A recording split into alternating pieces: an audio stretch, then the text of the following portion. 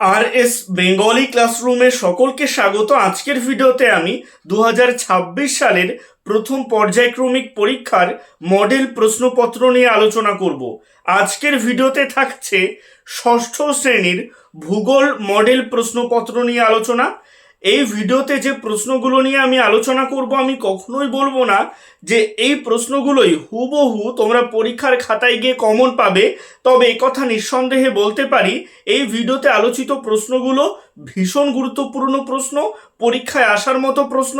তাই তোমরা পরীক্ষা দিতে যাওয়ার আগে অন্তত একবার হলেও এই প্রশ্নের উত্তরগুলো ভালোভাবে তৈরি করে যেও। আশা করি উপকৃত হবে। তোমাদের সুবিধার জন্য আমি বেশ কিছু প্রশ্নের উত্তর এখানে দিয়ে রেখেছি, সুতরাং আমি চাইবো তোমরা ভিডিওটা স্কিপ না করে একদম প্রথম থেকে শেষ পর্যন্ত দেখো। তো কথা না বাড়িয়ে শুরু করছি আজকের মূল ভিডিও।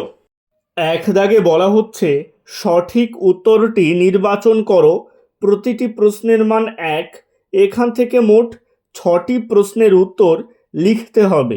একের এক দাগের প্রশ্ন, প্রাচীনকালে নাবিকরা উত্তর দিক ঠিক করতেন সপ্তর্ষিমণ্ডল, কালপুরুষ, কৃত্তিকা, ধ্রুবতারা পর্যবেক্ষণের মাধ্যমে। উত্তর হবে ধ্রুবতারা পর্যবেক্ষণের মাধ্যমে। একের দুই দাগের প্রশ্ন, কোন গ্রহের অভিকর্ষজ বল সবচেয়ে বেশি? উত্তর হবে বৃহস্পতি। একের তিন দাগের প্রশ্ন, লাল গ্রহ বলা হয় মঙ্গলকে, শনিকে, পৃথিবীকে? উত্তর হবে মঙ্গলকে বা মঙ্গল গ্রহকে। মনে রাখবে পৃথিবীকে বলে নীল গ্রহ। একের চার দাগের প্রশ্ন, পৃথিবীর পরিধি প্রায়? উত্তর হবে 40,000 কিমি। একের পাঁচ দাগের প্রশ্ন, পৃথিবীর নিরক্ষীয় ব্যাস মেরু ব্যাস অপেক্ষা? উত্তর হবে 42 কিমি বেশি। একের ছয় দাগের প্রশ্ন, পৃথিবীর গড় ব্যাসার্ধ? উত্তর হবে 6,400 কিমি। একের সাত দাগের প্রশ্ন, ভারতের প্রমাণ দ্রাঘিমা হলো? উত্তর হবে 82 ডিগ্রি 30 মিনিট পূর্ব। মনে রাখবে পৃথিবীর উচ্চতম স্থান মাউন্ট এভারেস্ট আর পৃথিবীর সর্বনিম্ন স্থান মারিয়ানা খাত। এগুলোও কিন্তু পরীক্ষায় প্রশ্ন হিসেবে আসতে পারে। একের আট দাগের প্রশ্ন, পৃথিবীর অক্ষ তার কক্ষতলের সঙ্গে? উত্তর হবে 66.5 ডিগ্রি কোণে হেলে রয়েছে। মনে রাখবে আন্তর্জাতিক তারিখ রেখা 180 ডিগ্রি দ্রাঘিমাকে অনুসরণ করে। একের নয় দাগের প্রশ্ন, ভারতের মূল ভূখণ্ডের দক্ষিণতম বিন্দু ইন্দিরা পয়েন্ট, ইন্দিরা কল, কিবিথু, কন্যাকুমারিকা? উত্তর হবে কন্যাকুমারিকা। একের 10 দাগের প্রশ্ন, ভারতের ক্ষুদ্রতম রাজ্য? উত্তর হবে গোয়া। মনে রাখবে ভারতের বৃহত্তম রাজ্য রাজস্থান। এর সাথে মনে রাখবে যে সবচেয়ে জনবহুল রাজ্য অর্থাৎ বেশি মানুষ বাস করে উত্তরপ্রদেশে, আর সব থেকে জনবিরল রাজ্য অর্থাৎ কম মানুষ বাস করে সিকিমে।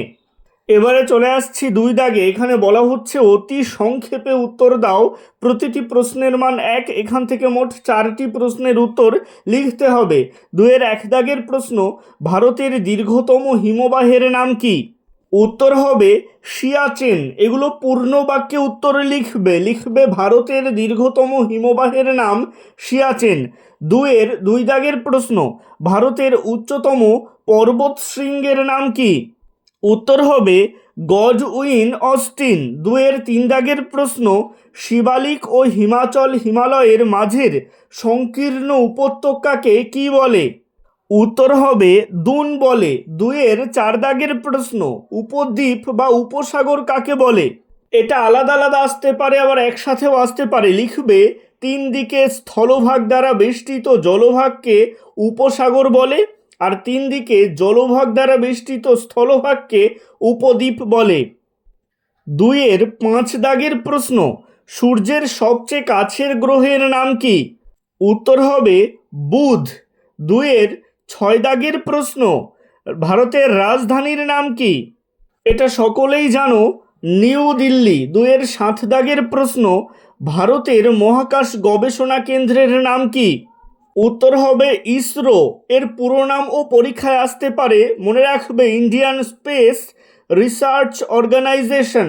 মনে রাখবে বুধের পরিক্রমণ বেগ 88 দিন। এবারে চলে আসছি 3 দাগে, যে কোনো দুটি প্রশ্নের উত্তর দাও। এখানে প্রতিটি প্রশ্নের মান 2, এখান থেকে মোট দুটি প্রশ্নের উত্তর লিখতে হবে। 3-এর 1 দাগের প্রশ্ন, উপগ্রহ কাকে বলে? উত্তরে লিখবে যে জ্যোতিষ্কগুলো নিজের আলো ও উত্তাপ ছাড়াই গ্রহের আকর্ষণে গ্রহের চারিদিকে ঘোরে তাদের উপগ্রহ বলে। পৃথিবীর একমাত্র উপগ্রহ চাঁদ। 3-এর 2 দাগের প্রশ্ন, জিওট কি? 3-এর 2 দাগের প্রশ্নের উত্তরটা এখান থেকে দেখে লিখে নেবে। এবারে চলে আসছি 3-এর 3 দাগের প্রশ্নে। এখানে বলা হচ্ছে পর্বত গ্রন্থি কাকে বলে, উদাহরণ দাও। উত্তরে লিখবে যে উঁচু জায়গা থেকে একাধিক পর্বত শ্রেণী বিভিন্ন দিকে বিস্তৃত হয় তাকে পর্বত গ্রন্থি বলে, যেমন পামির গ্রন্থি।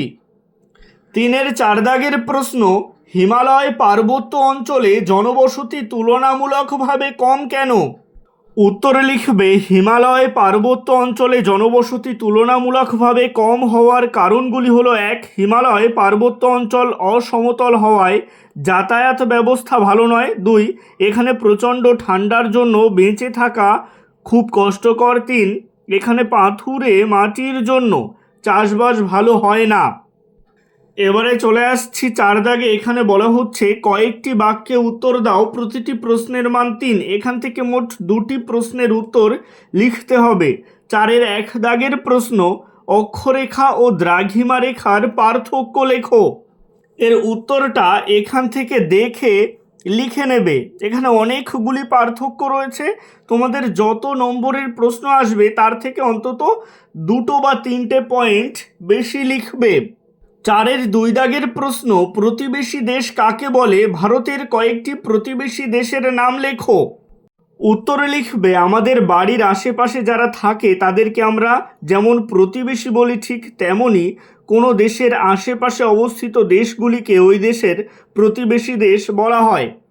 তারপরে লিখবে ভারতের প্রতিবেশী দেশগুলি হলো চীন, নেপাল, ভুটান, পাকিস্তান, আফগানিস্তান, বাংলাদেশ, মায়ানমার, শ্রীলঙ্কা ও মালদ্বীপ।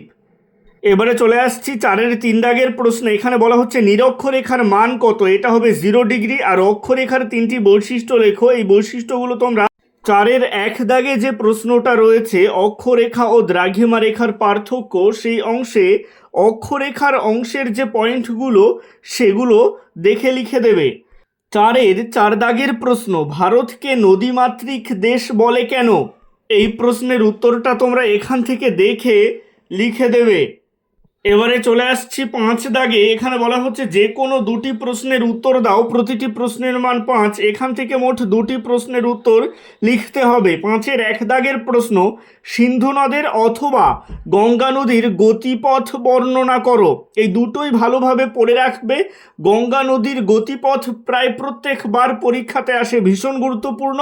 তার সাথে সিন্ধু নদের গতিপথও গুরুত্বপূর্ণ, এই দুটো ভালোভাবে পড়ে রাখবে। গঙ্গা নদীর গতিপথ এর উত্তর এর ক্ষেত্রে প্রথমে এই অংশটুকু লিখবে, তারপরে এই অংশটুকু লিখবে। ভিডিওটা পজ করে এখান থেকে দেখে লিখে নেবে। এবারে চলে আসছি সিন্ধু নদের গতিপথে। এই প্রশ্নের উত্তরটা তোমরা এখান থেকে দেখে লিখে দেবে। এবারে চলে আসছি 5-এর 2 দাগের প্রশ্নে। এখানে বলা হচ্ছে ভারতের বহু প্রাকৃতিক বিভাগ করে যে কোনো একটি বিভাগ সম্পর্কে বর্ণনা করো। বা এই প্রশ্নটা এভাবেও আসতে পারে, ভূপ্রকৃতির বৈচিত্র্য অনুসারে ভারতকে কয় ভাগে ভাগ করা যায় ও কি কি একটি ভাগ সম্পর্কে আলোচনা করো। এই প্রশ্নের উত্তরে লেখার ক্ষেত্রে প্রথমে এইটুকু লিখবে, দেখবে ভূপ্রকৃতির বৈচিত্র্য অনুসারে ভারতকে 5টি ভাগে ভাগ করা যায়, সেই ভাগগুলি লিখবে। এরপর যে কোনো একটি ভাগ সম্পর্কে আলোচনা, এর জায়গায় তোমরা উত্তরের নদী গঠিত সমভূমি অঞ্চল সম্পর্কে এইটুকু লিখে দেবে। 5-এর 3 দাগের প্রশ্ন, চাঁদের পরিবেশ সম্পর্কে আলোচনা করো। এই প্রশ্নের উত্তরটা তোমরা এখান থেকে দেখে লিখে দেবে। প্রশ্নটা যদি আসে যে চন্দ্র অভিযানকারী দলের অভিজ্ঞতা অনুযায়ী চাঁদের পরিবেশের বর্ণনা করো, তাহলেও এই একই উত্তর হবে। 5-এর 4 দাগের প্রশ্ন, পৃথিবী গোলাকার আকৃতির 3টি প্রমাণ দাও।